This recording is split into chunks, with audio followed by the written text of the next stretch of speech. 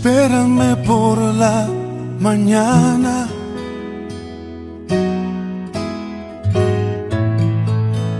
antes de que salga el sol, antes que comience el día, quiero darte mi canción.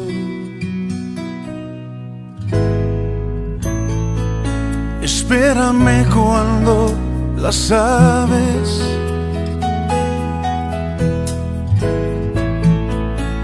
aún no empiezan a cantar, cuando todo está en silencio, yo contigo quiero hablar. Espérame, luz en mi corazón, espérame, estrella de la mañana, te quiero ver. Espérame, dueño de mi amor, espérame, serás mi primera cita, ahí estaré.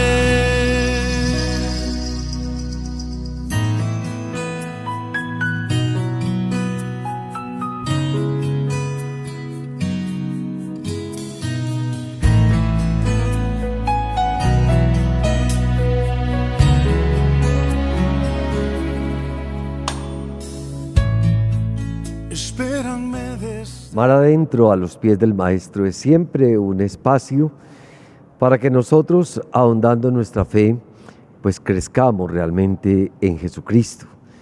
Esas razones de nuestra esperanza en medio de un mundo convulsionado.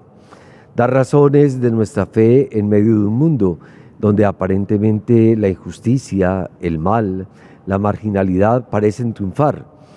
Dar razones de esta alegría interior que no nos quita a nosotros en ningún momento nuestro compromiso con el mundo, con la historia, con nuestro momento, a través del país y del mundo.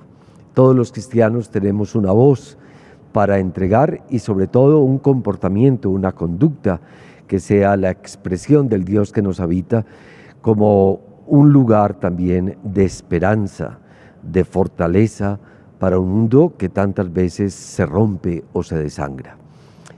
Hemos hecho varios espacios en cuanto a los santos y les decía cómo el santo en ningún momento es una persona perfecta o terminada, es un hombre de a pie como tú y yo, que tiene como singularidad la profunda determinación que ha tenido por Jesucristo y ha permanecido en ese camino, recorriendo el camino de Jesús. Y decíamos en una forma sencilla que el santo era aquella persona, hombre o mujer, a quien se le nota mucho el Señor. Se le nota en la mirada, en las manos, en los pies, sobre todo en el ardor de su corazón, que se expresa en unas obras que están revelando la santidad que lo habita, y esa santidad es realmente la presencia adorable y humilde de Jesús. También les he recordado cómo la vida de los santos se ha constituido para cada uno de nosotros en un texto que hay que saber leer. También les he dicho que a veces hemos hecho como un comercio en la fe a través de los santos, poniéndole a cada uno una simple intención y buscando a través de ellos únicamente favores particulares. Más que eso, el santo es un texto que se entrega en la Iglesia para que nosotros, viendo sus vidas, aprendamos también de nuestra propia vida y que ellos se constituyan en modelo, en consuelo, en fortaleza y en compañeros de camino. Algunos de esos santos fueron muy generosos también en cuanto a la palabra y a sus escritos. No todos, esos también son cualidades particulares de las personas. Algunos saben pintar, otros saben componer la música, otros saben cantar, otros saben esto y lo otro, otros son grandes agricultores y hay unos que también son excelentes escritores que saben narrar y contar su vida, no en una actitud vanidosa, sino en un proyecto también pedagógico, para que cada uno de nosotros pueda tener a través de sus escritos catecismos, textos, para que cada uno de nosotros crezca.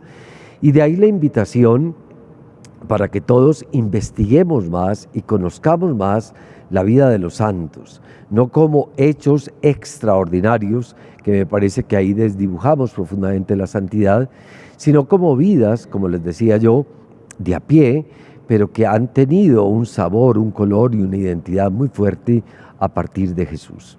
Hoy quiero leer un texto de Teresa de Jesús, Santa Teresa de Jesús, esa mujer abulense española de Ávila, pues, ¿sí? Nació en el 1515, murió en 1582, fundadora de los carmelitas descalzos, de nuestra orden. Nosotros la llamamos la Santa Madre, porque las monjas llaman a la priora la Madre, entonces nosotros le decimos la Santa Madre Teresa. Esta es una mujer que se aventuró realmente por Jesús, una personalidad con unos toques pues muy singulares, una mujer muy linda en su juventud, una mujer de una personalidad muy atrayente, conversadora, locuaz, amigable, una mujer muy inquieta, curiosa, una gran lectora, sabía leer, que ya en su época y desde niña pues era una ventaja muy grande para una persona, y muy especialmente para una mujer que era tan marginada en su siglo XVI, donde la mujer simplemente también casi que contaba en cuanto madre de familia o como esposa. Esta mujer, entonces, una personalidad pues muy recia, muy entrañable, muy amigable, muy simpática, muy terca, buscadora incansable de la verdad, ¿sí? Nos dicen sus biógrafos, y cuando uno lee sus textos, pues que es una mujer que prácticamente no dijo mentiras, porque en su vida había tanta rectitud, tanta fuerza, tanta determinación por la verdad, que en el desparpajo también de su existencia, pues siempre comunicaba sus sentimientos, su punto de vista, su parecer, e iba comunicando a los demás con mucha fruición, con mucha delicia, igualmente sus experiencias. Inquieta y andariega la llegan a llamar esta mujer, entonces fundadora de los carmelitas descalzos, toda la descalcez, que quiere decir cómo las órdenes religiosas, especialmente en el siglo de oro español, tuvieron grandes reformas. Esas reformas se llamaron descalcez. Cuando yo digo que soy carmelita descalzo, la gente siempre mira a ver si estoy descalzo, pero me encuentran de zapatos. Y no, descalcez quiere decir, en definitiva, reforma. De hecho, en algún capítulo general de nosotros, los carmelitas descalzos, se pensó quitar el nombre, el título de carmelitas descalzos y ponerlo carmelitas teresianos. Sin embargo, permanece descalzo. Esa descalcez quiere decir reformados por Teresa de Jesús. Ya la orden existía desde el siglo XII, y en el siglo XVI Teresa hace una reforma muy singular. Y en esa reforma ustedes saben también que la acompañó una persona igualmente singular, con una personalidad muy distinta a ella. Otro día hablaremos un poquito de él, de Juan de la Cruz. Y a través de Juan de la Cruz también comenzó pues la reforma de los frailes, los carmelitas descalzos, que la comenzó en ese lugar tan frío de la provincia de Ávila, que es Duruelo. Ahí comenzó Juan de la Cruz esa aventura de Teresa de Jesús en la reforma de la orden. Teresa de Jesús, entonces, doctora de la Iglesia, y ese doctorado en la Iglesia tiene también una fuerza y una invitación para que cada uno de nosotros nos acerquemos a los escritos muy singulares de los doctores de la Iglesia. Hay pocas doctoras mujeres en la Iglesia, pocas. Hay más doctores. Hace poco hicimos un programa, un crecimiento muy especial con un texto bellísimo de San Agustín, doctor de la Iglesia. Hoy traemos un texto de Teresa de Jesús, doctora de la Iglesia. ¿Qué quiere decir doctor de la Iglesia? Cuando la Iglesia nombra a un doctor, sí, quiere decir que esa doctrina, que esa enseñanza de esta persona tiene una validez universal y la recomienda la Iglesia para todos los fieles. Por lo tanto, son, yo le digo de una forma sencilla, catecismos y textos que nosotros en un proceso de crecimiento pues los debemos leer. A veces le tenemos miedo, resultan como muy altos o esto y lo otro. No, yo creo que hay que perder el miedo, porque cuando los santos están escribiendo realmente sobre nosotros mismos. Sobre esto también les voy a volver a dar como unas notas singulares. O sea que cuando uno los lee a ellos, nos vamos a leer a nosotros mismos, lo que es nuestra geografía interior, lo que nos está ocurriendo, a lo que también estamos llamados y que de una u otra forma ya intuimos o tenemos ya un buqué de esa experiencia que ellos ya han bebido y han comido como un manjar muy, muy sólido. Comencemos o continuemos pues en nuestro crecimiento orando con textos de Teresa de Jesús, para que luego vamos a un texto muy fundamental y muy amado en la Iglesia y que tiene un gran sabor, una gran sabiduría para nuestra vida diaria. Oremos con Teresa. Dichoso el corazón enamorado, que en solo Dios ha puesto el pensamiento. Por él renuncia a todo lo criado, y en él halla su gloria y su contento. Aún de sí mismo vive descuidado, porque en su Dios está todo su intento, y hacia alegre pasa y muy gozoso las ondas de este mar tempestuoso. Lecturas, oraciones poéticas que nos regalan también los santos, y en este caso Teresa de Jesús. Y ya hablo en esta oración y en este poema de un corazón enamorado. ¿Recuerdan algún crecimiento que hicimos sobre la fe enamorada?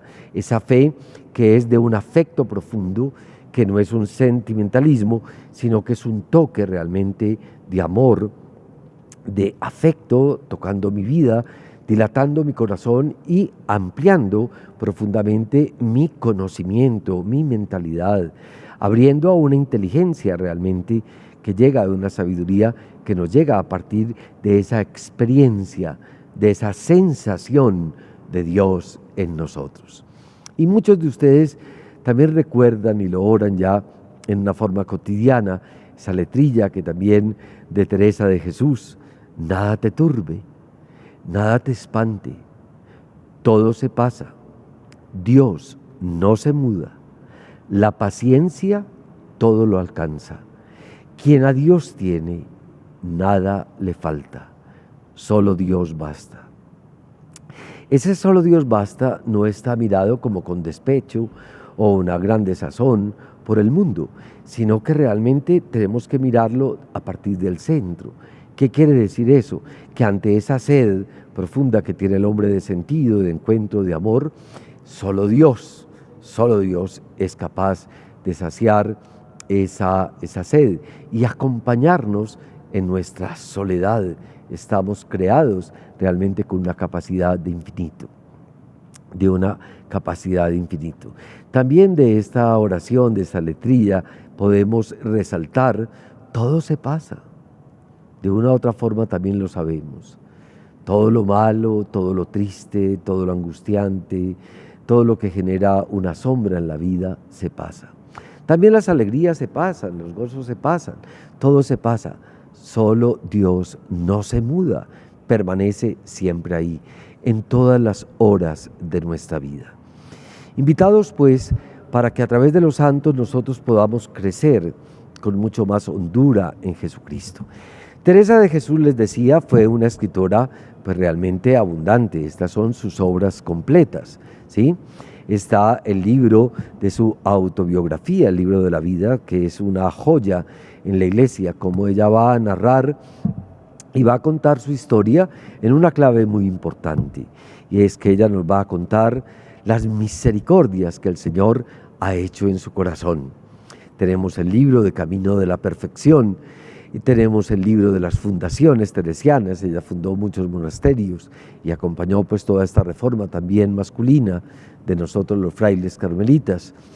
Y un libro realmente monumental en la historia de la Iglesia y un manual, podríamos decir, de vida espiritual, que es el Castillo Interior o Las Moradas. Ustedes ya han visto programas, reflexiones sobre eso, y siempre habrá que volver a estos textos, que son textos fundantes, son textos que nos antojan, son textos que nos hacen crecer. Del libro de Moradas o del Castillo Interior les traigo a partir del prólogo lo siguiente. Vamos a escuchar pues a Teresa de Jesús. Teresa de Jesús habla como una castellana, ella es de Castilla, Castilla porque hay muchos castillos, ¿cierto? Es el lugar central de España, Castilla. Ella nace en Ávila, pues vio desde niña muchísimos castillos que hay en toda esa gran meseta de Castilla, ¿sí? Fría también en una gran parte del año, con un verano más bien suave, lugares muy hermosos, y para nosotros los carmelitas descalzos, pues las huellas de quien llamamos nuestra Santa Madre. Y ella habla así en Castillo Interior. Dice, comenzando el libro, el capítulo 1, en que se trata de la hermosura y dignidad de nuestras almas. Recuerden que todo este lenguaje, siglo XVI, ¿cierto? Cuando hablamos de alma, estamos hablando de todo el hombre, no de una partecita del hombre, sino el alma la vamos a comprender como todo el ser humano, con uñas, con pelos, con dientes, todo tú abierto a Dios. Podríamos decir que ese es el alma, todo el ser humano abierto a Dios, en que se trata la hermosura y dignidad de nuestras almas, esto es, del hombre. Ya ahí hay unas palabras muy significativas que nosotros debemos como rumiar mejor y no pasar de largo. Habla de la hermosura del alma. Ustedes saben también que esa palabra hermosura en Juan de la Cruz, donde volveremos un día a él, es una palabra que Juan de la Cruz va a asumir como casi que al tamaño de Dios. Él lo llama la hermosura, ¿sí? Y va a hablar de la hermosura y la dignidad del hombre, Teresa de Jesús. Pone en comparación para entenderse y dice la ganancia que es entenderla y saber las mercedes, esto es, los regalos que recibimos de Dios, ¿sí? Como la puerta de este castillo, y como la puerta de este castillo es la oración. Hemos hablado siempre en el crecimiento a los pies del Maestro, cómo por ningún momento, ninguna situación, por más oscura o dolorosa que sea, dejes la oración. No estoy hablando de los rezos, estoy hablando de la oración, de esa relación de tu vida con el misterio de Dios. Misterio elocuente, misterio de silencio, misterio de presencia, misterio de amor. No dejes nunca la oración. Inclusive se dice no creer, mira la locura que estoy diciendo, ora en medio de tus dudas y ora también en medio de tus alegrías. Oigamos pues a Teresa de Jesús. Estando hoy suplicando a nuestro Señor, hablase por mí, porque yo no atinaba a cosa que decir, ni cómo comenzar a cumplir esta obediencia. La obediencia es que los confesores le dicen, escriba, toda su experiencia, comuníquela. Y ella dice obediencia, claro que ella estaba muerta de las ganas de escribir, pero lo dice en una forma un poquito disfrazada, que está cumpliendo una obediencia. En el fondo mentiras, está feliz escribiendo. Se me ofreció lo que ahora diré, para comenzar con algún fundamento. ¿Qué es considerar? Es considerar nuestra alma, o sea, nuestro ser, nosotros mismos, como un castillo. Castillo, recuerden Castilla, lleno de castillos, todo de un diamante. Miren la belleza, o muy claro cristal, a donde hay muchos aposentos, así como en el cielo hay muchas moradas, como nos dice Jesús, en la casa de mi Padre hay muchas habitaciones. Teresa va a comparar el ser humano como un castillo, ¿cierto? El castillo donde vive el rey y que tiene muchas habitaciones, y lo va a colorear y lo va a pintar y lo va a revelar con un símbolo muy bello, un castillo de diamante o muy claro cristal. Está hablando de ti. Ese es el hombre para Teresa. que si bien lo consideramos, no es otra cosa el alma del justo, sino un paraíso donde dice él que tiene sus deleites. Qué cosa tan bella. O sea, Dios se goza en nosotros. Dios se goza en nosotros. Como dice el texto del profeta Sofonías, salta de gozo por nosotros. Dios se goza en ti, en el alma, esto es, en el corazón, en el hombre que está abierto a su misterio. Pues, ¿qué tal os parece que será el aposento a donde un rey tan poderoso, tan sabio, tan limpio, tan lleno de todos los bienes se deleita? O sea, miren la dignidad del ser humano. No hallo yo cosa con qué comparar la gran hermosura de un alma y la gran capacidad, y verdaderamente apenas deben llegar nuestros entendimientos, por agudos que fuesen, a comprenderla, así como no pueden llegar a considerar a Dios, pues Él mismo dice que nos crió a su imagen y semejanza. Lenguaje del siglo XVI. Lo leemos despacio, lo saboreamos, lo agradecemos. Escuchar a Teresa es escuchar como una mujer castellana, decía alguien, ahí junto a una chimenea, contando historias a sus hijos, a su familia, con un gracejo, con un sabor, con una delicia maravillosa. Entonces, aquí, gran hermosura del alma, ya hemos dicho, y la gran capacidad del alma. O sea que el hombre tiene una capacidad, y los santos van a decirnos, y muy especialmente los místicos, tendremos que hacer algunos crecimientos a los pies del maestro sobre la mística, nos van a hablar de la capacidad de Dios que tiene el hombre. O sea, en ti cabe Dios, estás hecho con una capacidad de infinito, que nos resulta como incomprensible a veces a nuestra misma razón. Claro, ya Pascal decía que el hombre supera infinitamente al hombre. Quiere decir que nosotros, para nosotros mismos, somos un misterio que no logramos comprender, pero que podemos contemplar, saborear, cuidar y ahondar en él. Bien, vamos lento, está bien. Estamos creciendo en Jesús, dejar una fe de niños, crecer en el Señor. No nos estamos asustando. Pues si esto es como lo es, no hay para qué cansarnos, dice ella, para qué cansarnos en querer comprender la hermosura de este castillo. Porque, puesto que hay la diferencia de él a Dios, que del criador a la criatura, pues es criatura, basta decir su majestad, que es hecha a su imagen, para que apenas podamos entender la gran dignidad y hermosura del ánima, del alma del hombre. ¿Sí? Muy importante. A ver, Dios, trascendente, incomprensible, casi pues inefable. Nuestra palabra no logra comprenderlo. Es más que nuestra palabra. Dios es mucho más que nuestro sentimiento. Dios es mucho más que nuestra comprensión. Dios es mucho más a lo que nos dicen de Él. Eso es lo que está diciendo Teresa.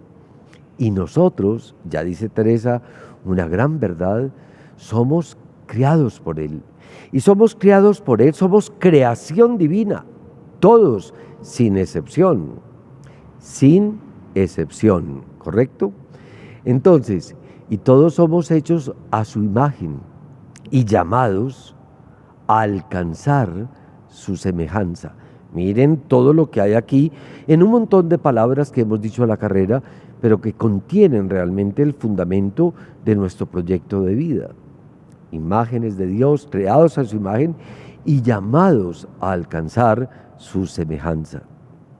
De ahí que nuestra vocación como hijos de Dios es una vocación que exige un camino y una profunda determinación para que vaya apareciendo en nuestra vida pues todos los ribetes que sean la expresión inequívoca de que tú y yo somos hijos de Dios, que tú y yo somos creación divina.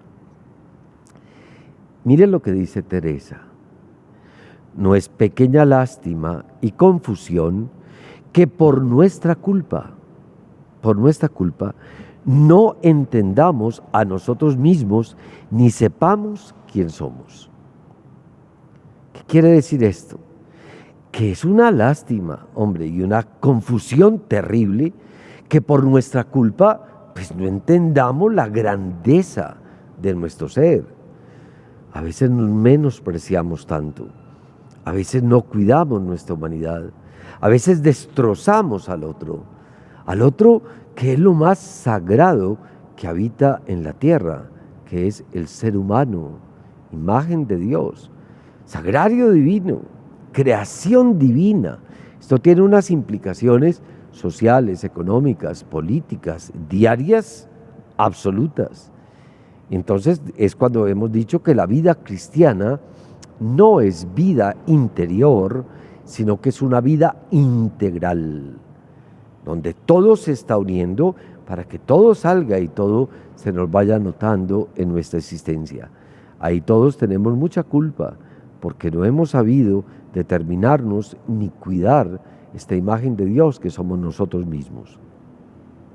Y dice Teresa, no sería gran ignorancia que preguntasen a uno quién es y no se conociese, ni supiese quién fue su padre, ni su madre, ni de quién, ni de qué tierra.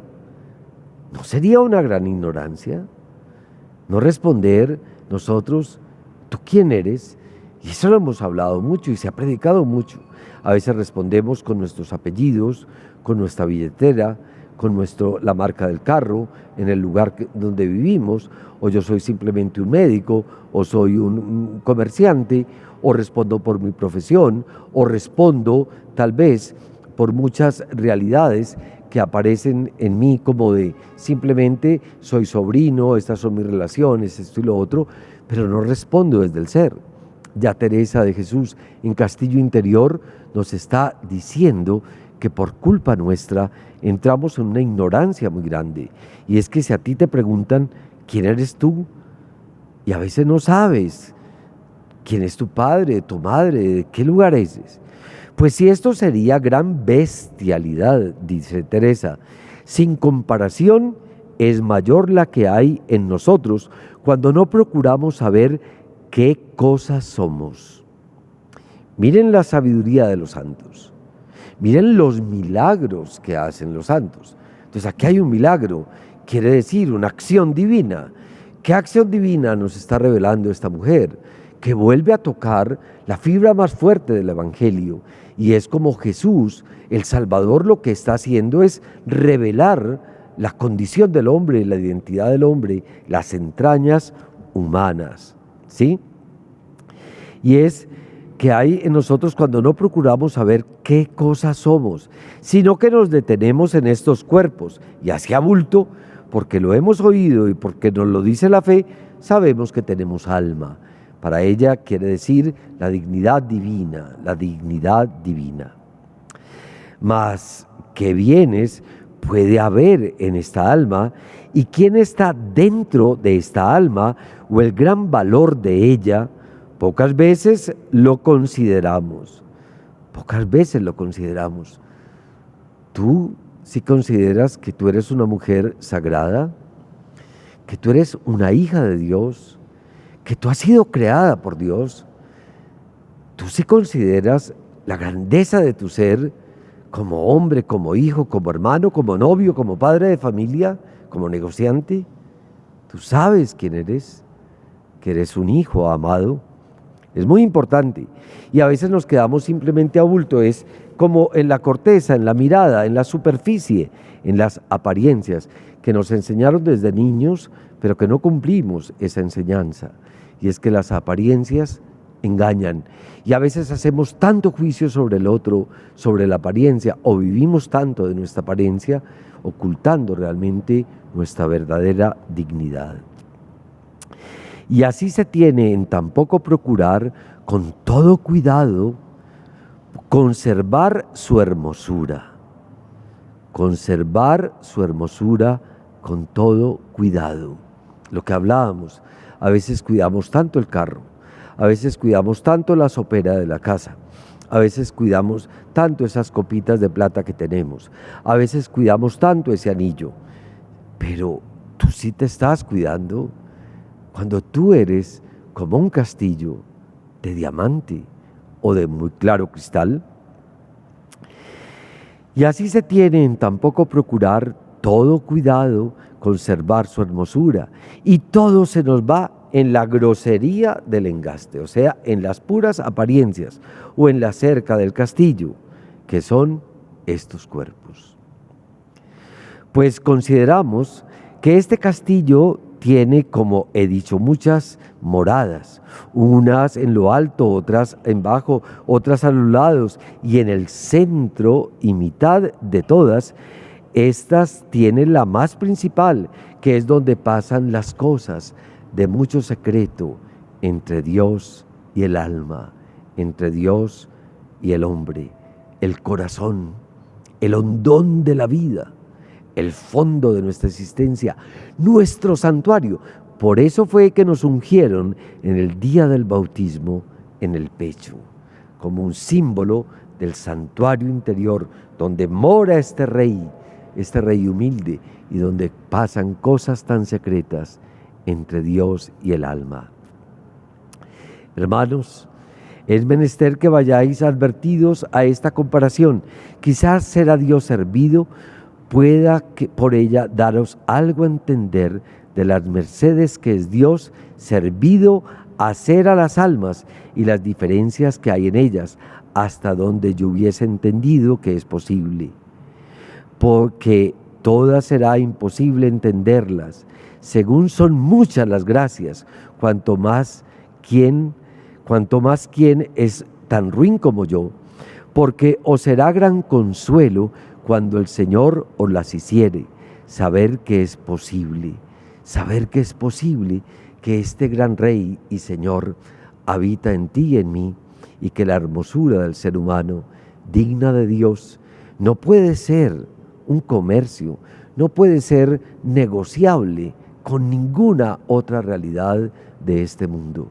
Lo primero es valorarte, cuidarte, conocerte, aceptarte como criatura divina, sacar de nosotros tantas minucias o tanta grosería del engaste y entrar en la profundidad para que se muestre en ti la belleza y la hermosura de mujer que tú eres, la belleza y la hermosura de hombre, de hijo y de hija de Dios que somos nosotros.